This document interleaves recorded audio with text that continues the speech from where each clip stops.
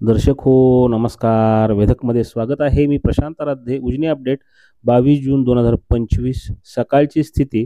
सोलापूर जिल्ह्याची वरदायिनी असणारं उजनी धरण हे आता 77% भरत आलेलं आहे आणि या धरणातून सोडण्यात येणाऱ्या पाण्यामध्ये सकाळी 9 वाजल्यापासून वाढ करण्यात येत आहे. आता 25,000 क्युसेकनं भीमा नदीच्या पात्रामध्ये पाणी सोडण्यात येत आहे आणि 1600 क्युसेक वीज निर्मिती करता असं 26,600 क्युसेकचा विसर्ग सकाळी 9 वाजल्यापासून भीमा नदीच्या पात्रामध्ये सोडला जाणार आहे.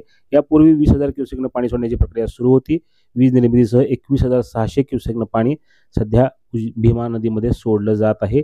यामध्ये वाढ केली जाते. पूर नियंत्रणाकरता पंढरपूरला भरणारी आषाढी यात्रा पाहता पूर नियंत्रणाची कसरत ही प्रशासन करत आहे सध्या आणि जलसंपदा विभागाने याकरताच म्हणून नदीमध्ये सोडण्यात येणाऱ्या पाण्यामध्ये वाढ करण्याचा निर्णय घेतला आहे. धरण आता 75% जास्त भरेल. ते 77% भरतंय. 76.58% अशा स्थितीमध्ये आहे. येणारी पाण्याची आवक ही कमी झालेली आहे. आता आवक कमी आणि विसर्ग जास्त अशी स्थिती आहे. दौंडजवळची आवक ही 20,167 क्युसेक आहे. खडकवासला धरण असेल किंवा अन्य ह्याच्यातून सोडण्यावर पाणी कमी करण्यात आलेलं आहे. घोडमधून 5,500 क्युसेकचा विसर्ग काल सुरू होता. दरम्यान धरणात 104.68 TMC इतका एकूण पाणीसाठा आहे. यातलं उपयुक्त पाणी हे 41 TMC इतकं आहे. आज उजनी धरणावर पावसाची नोंद नाही आहे. या पावसाळा हंगामामध्ये एकूण 69 मिलीमीटर पाऊस 1 जूनपासून उजनी धरणावर नोंदला गेलेला आहे.